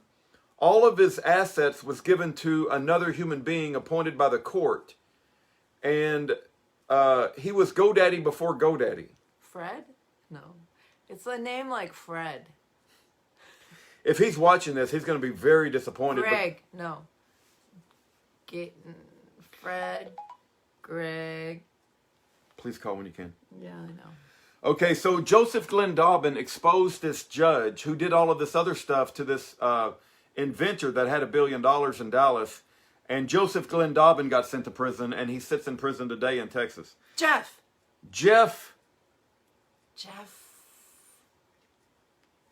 his name is Jeff. And Rudy made a really great video, in my opinion, but Jeff didn't like it. No, don't say that. I mean, there were some things I think he liked, and there were some things he didn't like. He's a very laid-back guy. And he doesn't get angry like we do. Jeff. A receivership. Banton, Jeff Barton, Jeff. We're going to find it. Jeff Barron. That was close. Yeah. Okay, look up Jeff Barron. B-A-R-O-N. I was going to say Jill, right? Yeah. It's like Jeff Jill. Barron, human receivership. His case is incredible. There's lots of famous inventors that have covered his case. Anyway, they took his $1 billion, $500 million or whatever, and he's still fighting in the courts today. The only thing about Jeff, and I would say us, is he still is fighting in the courts, and I've lost all faith in the courts. Yeah. We went to the courtroom and nobody stood up for the judge. Yeah, I didn't stand up for the judge. But Jeff Barron still wants to like fight in the courts. He still is fighting for his money and his assets. You know what? This whole election thing is just completely obliterating anybody's trust in the DOJ, the FBI, the court system, the Department of Justice. It's like a slap in the face, and Rudy and I are like, I told you so. Well, Sidney Powell wrote a book called License to Lie. Yeah, I read that 5 years ago. A long time ago I read it. And I told Aaron, I said, the conclusion of the book is, at the end of the book, there's no justice. Sidney Powell, like, she's almost, you can tell she's in tears. She's very emotional. At least that's the impression I got from reading the book. And she says, I've lost faith in the system that I've devoted my life to. I'm like, are you freaking kidding me? It's like I had to read 300 pages from Sidney Powell, and the conclusion was she's lost faith in the DOJ. It's like, I've lost faith in the DOJ like 7 years ago. So, in any event, I respect Sidney Powell. I'm not trying to like... She doesn't care about Schaefer or Steve Stockman. You don't know that she doesn't... Listen, you don't know that she doesn't care, but let me say this. At least Sidney Powell made a statement on behalf of Steve Stockman that he shouldn't be in prison. At least she did that. Wow. No. What else can you ask? Wow. Okay, has Sidney Powell ever said anything positive about Schaefer? Ever? I think that she retweeted a Free Schaefer Cox tweet one time. Oh, okay. That's her claim to fame for Schaefer. Okay. Well, hey, if she did that, then you at least should applaud her for doing that. Yeah, okay, but let me just say another thing, too. And this is regarding, I'm sorry to bring it up because it's so nauseating, the election. Vice President Pence got on stage with Kamala Harris, and he said, it's an honor to be on stage with you tonight, Senator. And he or Trump could have said 9 simple words. She's not eligible for Vice President of the United States. It's so easy. She's an anchor baby. Hello. Are we going to go down this road again? You got way too much common sense, and that's not allowed. That's not allowed. God. Get your common sense away from us. We don't want anything to do with you. Help us. Okay, so Joseph Glenn Dobbin is in Texas jail because he helped expose a judge named Judge Royal Ferguson who had taken $1 billion away from a guy named Jeff Barron. I've met Jeff Barron. Jeff Barron is a very kind and gentle, friendly guy, but I don't think he fits well with like my personality style because we like to call judges children of the devil, but he's still going into their courtroom asking for his $1 billion back. I hope he gets it back. I believe he was railroaded. I believe he was unjustly targeted. I believe that the lawyers and the judges are devils. Oh, yeah. I just remembered his Twitter is legal slave. Legal slave. Yeah. So if you want a story that'll blow you away, go read the story about Jeff Barron. I've met him. He's a very friendly guy. He's very laid back. He's a lot more laid back than I would be if somebody stole $1 billion of my dollars. Yeah. But anyway, Jerry DeLoomis. Oh, gosh. Well, Todd Engel got out. His appeal, his whole case was thrown out, and it was dismissed with prejudice. And so hopefully Jerry DeLoomis and Greg Burleson will both benefit from that judge's ruling. I hope so. Red Fawn Fallis. You know, I got to go check and see if she's still in prison, but she probably is. But I got to make sure that I keep my website up to date as possible. She was protesting the pipeline? She's a Native Indian, and she was made a scapegoat, and a lot of Native Indian people support Red Fawn Fallis. And from what I know about her, she should not be in prison. And free Leonard Peltier already. Yeah. For goodness sake. Waylon Gainey is a strong Christian man. His testimony about how he converted from a devilish lifestyle to be a follower of Jesus will bring you to tears. Waylon Gainey has told us that he has been brutally raped by guards in Florida, and I believe him. I want you to write a letter, an encouraging letter to Waylon Gainey. He will appreciate your letters. Don't mention the rape or anything, but just encourage him and let him know that we care about him, we love him, we welcome him into the family of God. But Waylon Gainey has been through hell. His cellmates have committed suicide. He was raised in a very rough environment with drugs and abuse and all kinds of violence. And Waylon Gainey has now turned his life to God, and he needs our fellowship and our discipleship to let him know that we welcome him into the family of God. Martin Godsfield is, I had a conversation with Martin Godsfield's wife, Dana, and the last message I sent to her, we've had several conversations, and I have the utmost respect for Martin and Dana, but I did ask her one time, because I can't speak to Martin Godsfield. I've never been able to communicate with him because they banned me from communicating to Terre Haute.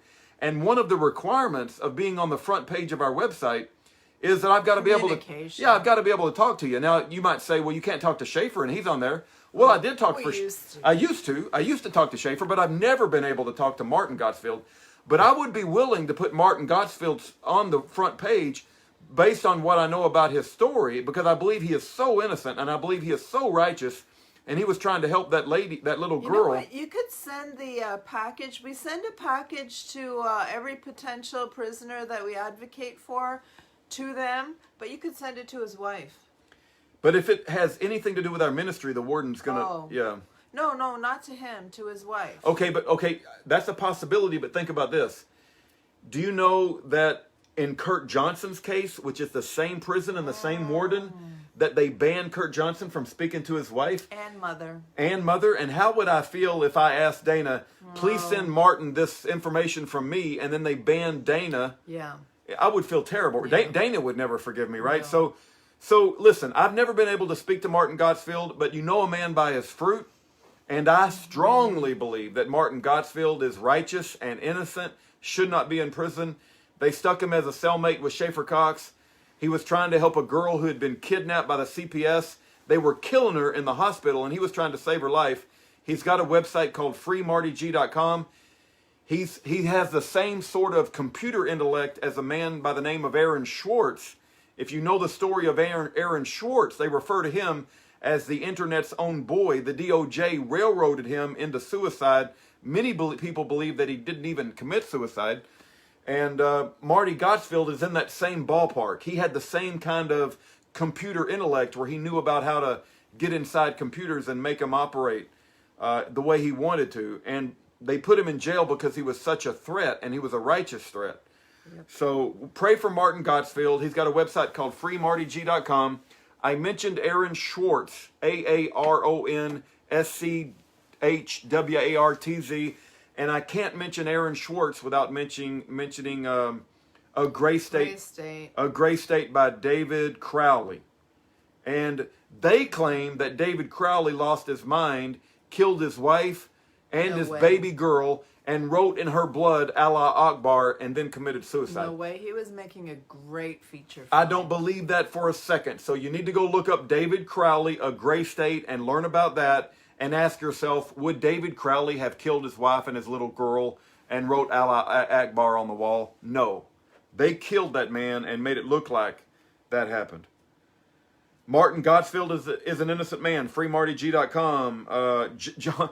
Every one of these men are so righteous. It's just insane that we got so many now. Courageous. All the Grinnons. There are 4 Grinnons. I think that's the theme of this video tonight, is courage. Courage. Who do you personally know that has courage? Right. We know a lot. We have a lot of good friends. Yeah, I know, but most people can't say that. We're blessed. We're very blessed, yeah. Blessed.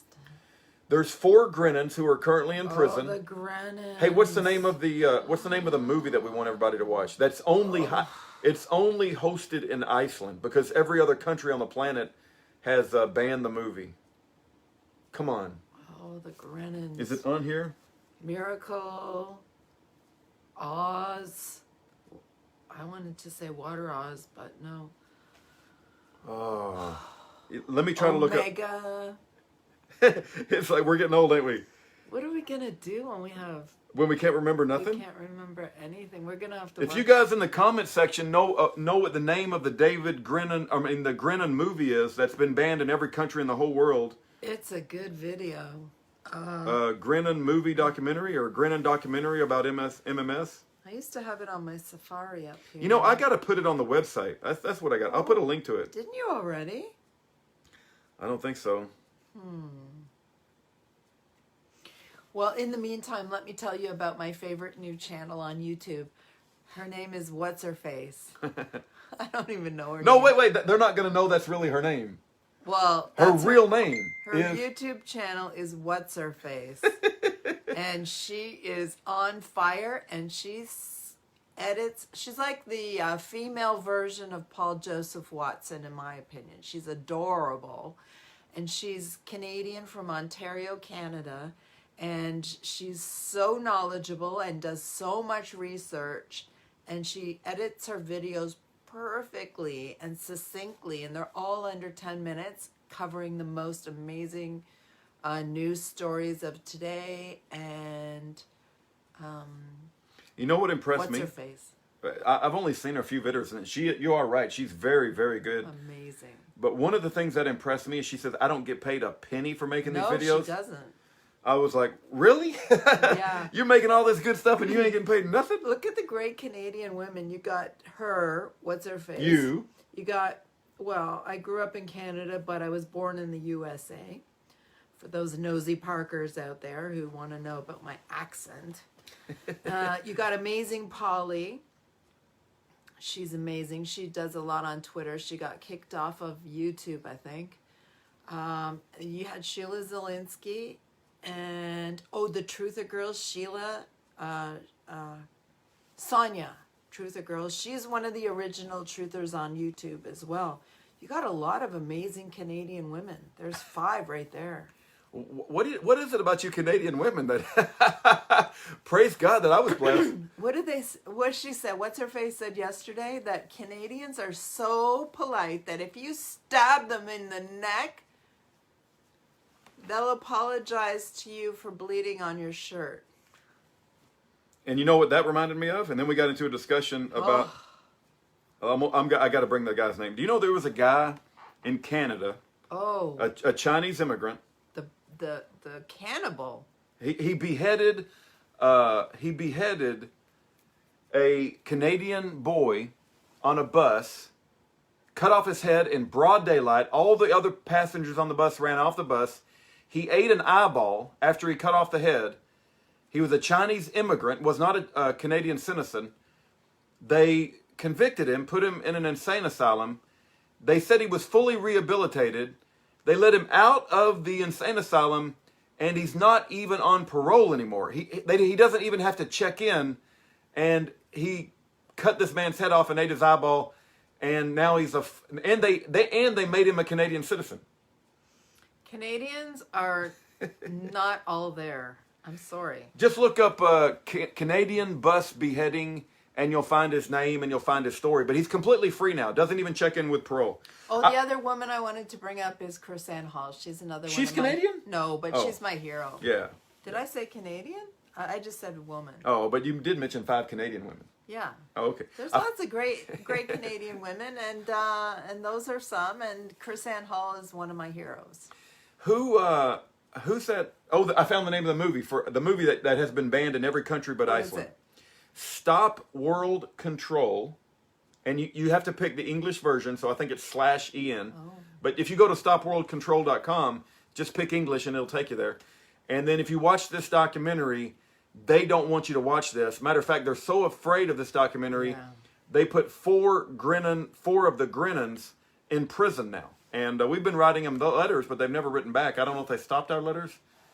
I don't know what's going on there. I got a thank you note from his wife. Oh, from his wife? Okay. Yeah. Okay.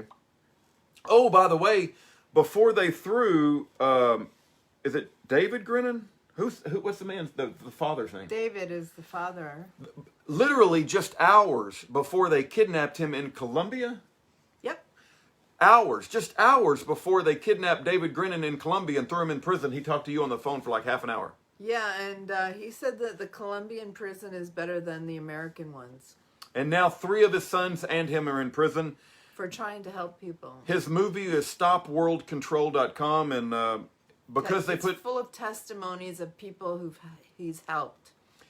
Michael F. Griffin, have you ever heard that rock and roll singer, Marilyn Manson? His very first song, the song that made him famous, is called Get Your Gun, and it's spelled G-U-N-N as Dr. David Gunn. Well, Michael F. Griffin is the guy who walked up to Dr. David Gunn, the baby murderer, shot him in broad daylight, waited for the cops to come, and now Michael F. Griffin is in a Florida prison. I've written Michael Griffin letters, and one letter made it back to me before they could stop it, but they banned all communication to Michael Griffin. And I'll just say this, if I was on the jury, Michael Griffin would not have been sent to jail even for a day. He would have been given the keys to the city. Can I show my favorite? This is my, oh, it's going to be backwards. My favorite meme this week is, it says, best start believing in Bible stories. You're in one. Yeah. That's right. Matthew Hale is a political prisoner. He has some ideology that I probably don't agree with. Some people might call him a racist. He might call himself a separatist. Listen, if you want to put people in prison for being a racist, then like half the country is going to go to prison, right? I see black men called Black Hebrew Israelites who preach on the street corner in purple robes in broad daylight and at nighttime that white people are the children of the devil and we need to become the slaves of Africans forever, for the rest of eternity. And they're all going to murder us. And they're going to murder us. They have little pictures of blonde-haired, blue-eyed little girls on fire, and they promote the destruction of the white race, right? And you know what? Here's what I say about that. They have the right to say that, and they have the right to believe that. I think it's repugnant. I think it's evil, and I reject it, right? But they have the right to say all of that stuff. And you know what? I would not promote a Black Hebrew Israelite with all of their evil ideology. And they want to kill me. They want to kill my children. They want to enslave people with my skin color. I say, whatever they believe, it's repugnant. I can beat them in the marketplace of ideas. I can beat them with my mind and my articulation of words. But I don't want them put in prison if they haven't done any actions. Just merely being a racist and having a political idea doesn't mean we send you to prison. We are not Europe. We don't send people to prison for denying the Holocaust like they do in Europe. Now, you say, why did you say all that?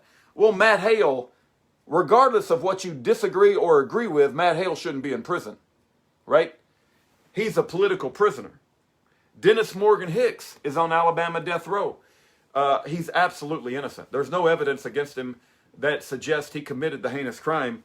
And I think it's terrible what they've done to Dennis Morgan Hicks. And I believe they want to break his spirit, and they don't want him to get any good religious programming. The only thing he gets to watch is Kenneth Copeland. Oh, Kenneth Copeland this week was begging for a vaccine. Insanity. Are you kidding me? I'm dead serious. I gotta send you the clip. You won't even believe it. He's the one who has that video where he blew on COVID. It's like the guy is a nutcase, He's a man. billionaire almost. A billionaire. Listen. Are we almost done? It's an hour. Let's keep going. Patrick Hoffman, we talked about him already. Barbara Holder, she's on life. She's spending life in Texas. I don't believe she's guilty.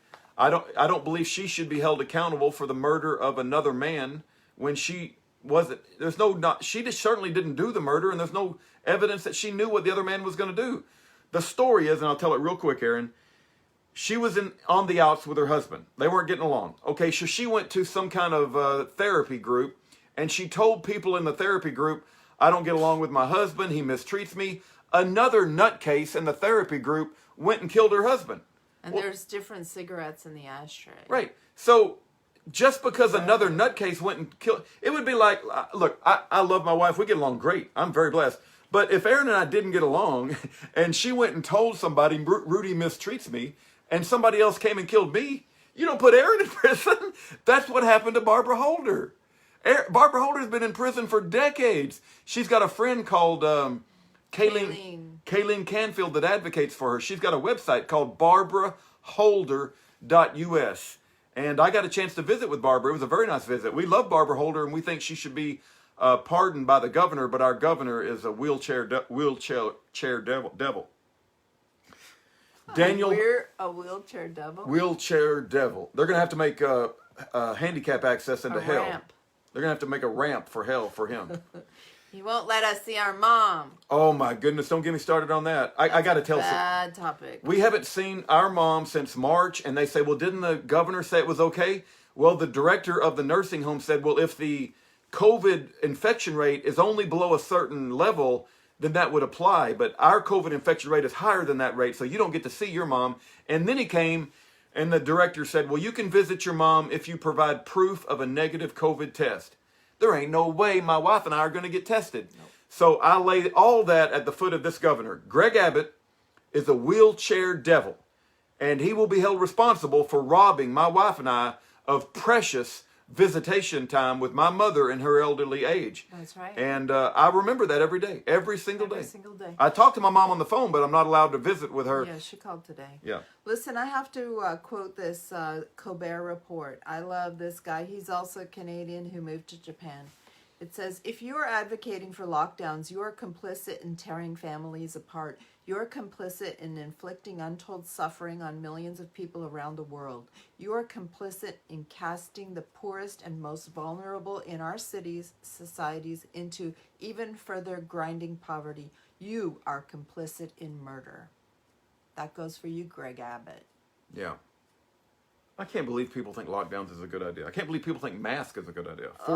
Forced testing, what's that? Contact tracing, forced vaccinations. I saw social distancing, telling how people they can go to church or not. They're going to put the mark of the beast in that syringe. Mark my words. Yeah, I agree. Okay, Daniel Holtzclaw has been the source of a lot of arguments. The reason I don't talk about Daniel Holtzclaw a whole lot, he's got a huge support. He already has a huge support base. He doesn't need our little ministry. Also, I don't know where to write to him. Because he's a cop, when they put a cop in prison, they don't advertise what prison he's in. No. So I can't even tell you what prison he's in. He's never written me a letter personally. I do believe he's innocent, though. But I just kind of hold back a little bit because I haven't had personal communication with Daniel. Right. But, you know, people that have argued against him, their argument is, well, there were so many witnesses and there was so much evidence. There wasn't any physical evidence, okay? The evidence against Daniel Holtzclaw was a lesbian dyke went out and solicited evidence. If you're a cop, right, and keep in mind he had Bible scriptures tattooed on his arm. He was a known professing Christian man. He was in really good shape physically. He was an ex-football player. Handsome. He had a good-looking girlfriend. And what this lesbian dyke internal affairs investigator did... She wanted a promotion. She went out, and every single person that Daniel had ever been in contact with said... She came... Has Daniel... Did anything inappropriate happen with this police officer? Did he approach you? Did anything... Do you not know that if they did that to any police officer and you do it to 100 people, there's going to be some people that are going to jump all over that bandwagon, regardless if anything happened or not? And so the DNA they supposedly have was not sperm DNA, it was contact DNA. That doesn't mean anything. It's fantasy forensics. Yeah. So there's many documentaries on the case of Daniel Holtzclaw. I think it's... Listen, when I first heard that Congressman Steve Stockman was put in prison, my initial reaction was, they finally got a congressman in prison. That's good. With the cop. It's the same. When I first heard they put a cop in prison, it's my initial reaction. They put a cop in prison? That's great. But it's because he's a good guy. That's why they put him in prison. Todd Hoothoof. He's got a girlfriend named... Roberta. She's a regular on our call. She's been with him for 20 years while he's been unjustly incarcerated for conspiracy. His release date is 2054, and he's already been in prison like 15 years. No victim. He has no victim. It's a conspiracy charge. Wrong jurisdiction. We've got Roberta's email address. Or just write a letter to Todd. Roberta is a big, strong advocate for her friend Todd Hoothoof. Free Todd. Karen Howe, 17 years old, was pressured to take a plea deal, life without parole. Why would you take a plea deal that's the worst possible thing that could happen at 17 years old? She's been in prison since 1997, so that's 23 years. She was a teenager. She had no control over the murder of the Lillylid family. It was another man who did all the murders, and she was only 17 years old. How could she have stopped it? She'll spend the rest of her life in prison because of a crime of another man. Paul Jimmer Igby wants pen pals. I think he robbed a bank like 21 years ago. Anybody who robs banks, I immediately think of like Jesse James or I just don't like banks. So if you rob a bank, I mean, I already kind of like think you're probably a good guy. So Kurt F. Johnson, he was. Banks rob the people. I know, right? You know, how stupid are we paying money at an ATM to take out our own money? I know, right? That's crazy. It's insanity. That is crazy. Every interaction I've ever had with Bank of America has been negative. They've never treated me in a good way. Kurt F. Johnson was exposing banking fraud and mortgage fraud. No victim. Very similar to Anthony Troy Williams. They're trying to break him by long periods of isolation at Terre Haute, Indiana. He saved Schaefer Cox's life. Send him a Christmas card. His release date is 2043. That's crazy. Leonard Kretz is a Florida man who was a Jewish man, and he converted to Christianity. He's been writing poetry. God. He's been praising Jesus. You rarely hear about a Jewish man who converts to Christianity. Yeah. So we need to encourage him. He's probably got a lot of ex-friends and ex-family that have, what do you call it? When you exile somebody from the family or blacklisted him. Yep. So now that he's in the family of God and following Jesus, you as a Christian, now that you know about Leonard Kretz, look him up on our website, write him a letter, and welcome him to the family of God. Thomas Lane is on Alabama death row. He usually calls us every Thursday night. I believe he's innocent. I believe he's worthy of your letters. If you write to him, maybe he'll send you a beautiful cross that he makes by hand. He makes little crosses by hand. Threads in his clothes. Yep. David Matusiewicz is Amy Gonzalez's brother. He's a strong Christian man. We talked to him on the phone one time. Optometrist. He helped people with their vision. All he ever wanted to do was help people see. Yep. If you know anything about his background and his so-called crime, they claim that he had foreknowledge, along with Lenore, his mother, and Amy, about what his father was going to do. No way. And he said, for us to be guilty, Rudy, I want you to imagine that my father, and we're all like a strong Catholic family, my father had a meeting of the minds, and we all sat around, and he said, I'm going to go kill your ex-wife. I'm going to commit suicide, and you guys are going to apply for custody, and I want you guys to be okay with this. He said that conversation never happened. We had no idea that he was going to do what he did. We had no clue that he was going to do that, and so just the idea that there would be some conversation like that and foreknowledge is absurd, and yet that's the story that the prosecutor would have you believe. And they broke up a family when they put David Matusiewicz in prison and separated him from his wonderful children. And if David Matusiewicz is guilty of anything, it's that he loved his little girls. Christopher Moltz. We made a website for him called chrismoltz.com. He's the most unjustly incarcerated prisoner that I know about. At 19 years old, which is a Johnny Cash song, I got sent to prison with life without parole. He did have a conversation about a crime. He doesn't claim to be completely innocent, but to send him to prison, life without parole, I believe is an over sentence. It's like too long. What it's about like that fishback law that was passed? Yeah, there's a chance that Chris Moltz might get parole, and that's an answer to prayer. Oh, please. chrismoltz.com. I believe that he should be released from prison, and I believe he served his time. I believe that he served more than his time. Much more. Robert David Neal was murdered in a Terre Haute, Indiana prison. Nobody else will tell you that except for Aaron and me. Robert David Neal was writing me letters. Robert David Neal was calling me on the phone. They covered up the beheading by a Muslim shot caller and a Muslim named Rodney Curtis Hamrick, and the warden, I believe, instigated that. And Robert David Neal was on the verge of winning a lawsuit, and he was Schaefer Cox's cellmate. And the whole thing was swept under the rug. I wrote a press release on it so people would know about it, but I'm probably the most unpopular guy on social media, so nobody cares and nobody hears about it. You know, I ask God sometimes, why are all these righteous men in prison? It's not fair. It's not fair. Why? And the only thing I can think of is that maybe it's to spread the gospel, because there's so many Muslims in there. There are a lot of Muslims in prison. Oh, no doubt. And if you don't convert to Islam, you face a lot of violence. You know, Anthony said he was reading the Quran so he could convert all the Muslim people that he got. Yeah, you know, I made a video in 2014 that said Islam is Satan's bowel movement JJJ. And it talked about Sharia law, abrogation, Aisha being 9 years old when 53-year-old Muhammad had sex with her, and that's pedophilia.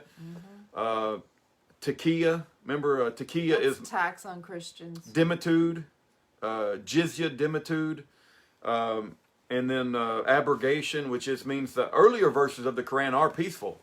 But if you read the later versions of the Quran, they're very violent towards infidels. Slay the infidel wherever you find them. And abrogation is the idea that in Islam, the later verses override the earlier verses. So, but their law is that you have to take what's the most latest. Yeah. That's their doctrine. Right. You have to take the most latest writing. And Islam, unlike Judaism, which says that Jesus is the bastard son of a whore, a liar, and a false prophet, Islam says that Jesus is the greatest prophet, but he's just not God. That's a big difference. Yeah, it's a big difference. If the most anti-Jesus people on this planet are not Muslims. They're the synagogue of Satan. It's the people who practice Judaism. But Islam, they've got it wrong. Jesus is God in the flesh. Did you hear a bell? Thought I heard a bell. Okay, so anyway, Julia Ann Poff supposedly mailed a bomb to Obama and Greg Abbott, both of which are devils. No, she didn't. I don't think she did either. I think she was in an argument with her, what do you call it? The landlord. And the landlord took her stuff and mailed a fake bomb that didn't work anyway. And Greg Abbott loves to probably talk about how some lady tried to kill him. And so now Julianne Poff, who's a grandmother, is sitting in prison. And oh, by the way, when we started to promote her story, and she was going to write us all these, she was writing a book. The warden at Fort Worth prison says you can't talk to her anymore, and you can't talk to Amy either. Nope. We're getting close to the end. What about that cute smiling girl? Lisa Landon. Lisa. She pretended to be the prosecutor and got online and dismissed her own charges while pretending to be the prosecutor. I thought she went to the courtroom. I don't know. I don't know the details. But she's got this big old smile in her mugshot. It looks like the cat who ate the canary. She's facing some very serious time. Yeah. But she pretended to be the prosecutor and she dismissed all her charges. Well, you gotta give it to her. She had courage. Yeah. She wrote us a letter and she asked for pen pals. Yeah, please write to her. She's interested. They're going to throw the book at her. Nobody's ever done that before. That's like a new thing, right? Darlie Routier, I believe she's absolutely innocent. I believe there are many cases where like a young, attractive blonde is targeted because the people just don't like her. She was found guilty, I believe, not on the evidence of the case, but because she sprayed silly string over the graves of her murdered children. But that was only done after 2 hours of grieving. And it's called demeanor evidence. You don't convict somebody... Circumstantial. Yeah, you don't convict somebody because of their demeanor. People grieve in different ways. And she didn't bring the silly string. Her sister brought it. And it was only after 2 hours of being at the gravesite that did she do that, because she was celebrating their life and their birthday. But there was a sock with the blood of her murdered children 75 yards down the road. And if you look at her wounds, she's got a slit across her throat that nearly killed her. She's got slices all on her arms. Bruised like crazy. I've got friends who are Marines that says, I couldn't take a knife and slit my own throat and slice all my arms up and run a sock down the road 75 yards. You don't tell me she didn't leak blood all the way down there planning this sock to make it look like... You're right. Come on. It's all circumstantial. Yeah, I believe Darlie's absolutely innocent. On death row. I believe she is innocent and she was targeted because... well, there's all this satanic abuse going on right now. You know, you just don't know. Yeah. I don't trust any of these courts. They're all tried in the media. There's exculpatory evidence that's withheld from the jury. You can't trust the justice system at all. No, not at all. Unless you have eyewitnesses or videotape or something like that to actually see, then you shouldn't have anybody on death row, in my opinion. Wait, what's the phrase? Guilty I do. Guilty beyond a reasonable doubt. Oh, Yeah, I went for jury duty and they tried to make a distinction between reasonable doubt and beyond a shadow of doubt. Whatever. You know, who's the congressman from Texas? Steve Stockman. Yeah. Steve Stockman recommended a book, and I'm going to mention it now. It's called Unrestricted Warfare, written 10 years ago by a low-level Chinese man. This man holds a very high level within the Chinese military. And it talks about there used to be three things for warfare. You had soldiers, you had weapons, and you had a battlefield. And those three things comprised war. You always see these scenes where a soldier's getting in a taxi cab or he's at the train station and he's going off to war. There was a battlefield, there was weapons, and there was soldiers, right? Now this book is Unrestricted Warfare, How to Take Down America. And in this book, they talk about projecting images upon the sky, Operation Blue Beam or whatever. They talk about weather warfare and killing infrastructure and water facilities and collecting information on leaders of countries so they can blackmail them. It talks about unrestricted warfare and ruining an economy by targeting the the stock market, ruining an economy by targeting economic system, right? Economic terrorism and cyber war. And so there's no longer three elements of war: soldiers, weapons, and battlefield. It's unrestricted. We're at war, and it's just going on all around us all the time. Lies. China is trying to destroy this country. It could be that God is using China because we're so wicked. Yeah. Steve Stockman not only recommended that book, Unrestricted Warfare, written by a Chinese military man and about how to destroy America, but he also recommended Randall Shelton and Jonathan Woods, who were in some sort of state representatives, and they were also given donation money to run for a certain political position, and supposedly they misused the money. It's very similar to Dinesh D'Souza, and they'll be in prison for 5 or 10 years. Who's next? Well, don't forget Randall Shelton and John Woods. They're both strong Christian men. Antron Singleton is called the Cannibal Rapper. I think there's a lot more to his story than meets the eye. He has been abused. He's been beaten. His eye socket was broken. And the mother of the victim said that she don't think Antron committed the crime. Antron doesn't remember because he was on PCP. Don't do PCP. Yeah, there are those, and I need to give some credibility to this argument that if you take drugs and you commit a crime, you got to be held responsible for that crime. It's just like you drink and drive, right? But there is an aspect that Antron might have been set up. Somebody could have drugged him. Well, he did take the PCP voluntarily. Okay, so that's on him. But then once he took the PCP, there's a lot of evidence to suggest that maybe she was murdered by someone else, and that they blamed it on Antron because he was already high on PCP. Anyway, regardless, Antron is a Christian man, and there's no sin that cannot be forgiven, including that heinous sin that he is convicted of. Hey, did we check the audio to see if it's okay? Yeah, I did. FIJA.org. Talk about Kevin Trudeau. Kevin Trudeau wrote one of the most best-selling books in our country. It was called Natural Cures They Don't Want You to Know. He said that losing weight was easy, and they threw him in prison. And then the judge said, I'm going to give you a contempt of court. Kevin, listen to me, Kevin. Listen to me. Don't you ever say that losing weight is easy again. And Kevin Trudeau said, Judge, losing weight is easy. Contempt of court, bang, bang, bang, 10 years in jail. He got 10 years for saying losing weight is easy. It's the longest sentence for contempt of court ever in the history of America because he kept saying losing weight is easy. You know, I heard Alex Jones and, what's his name, Joe Rogan, those two windbags talking about Kevin Trudeau, and they didn't have any sympathy for him at all. It was really disgusting. Sickening, huh? Wait till they're behind bars, and don't call us. No, call us. I'm not a fan of buy my vitamins, and I want to be popular. Okay, who else? Ross Ulbright is the last one. Oh, free Ross.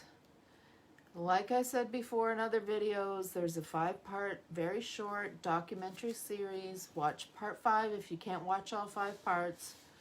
And listen to the judge's sentencing. It's absolutely disgusting. eBay or Craigslist or the banking system. They stole billions of dollars of his Bitcoin. They didn't like the competition in the banks or the online market.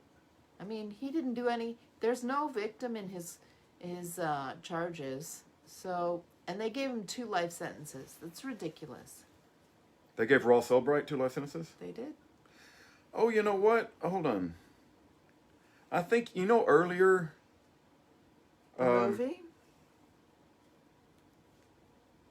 Yeah, I made a mistake earlier in this video, and I'm glad I caught it before we shut it down. There's a movie that the Grennans did. Remember, it's only hosted in Iceland.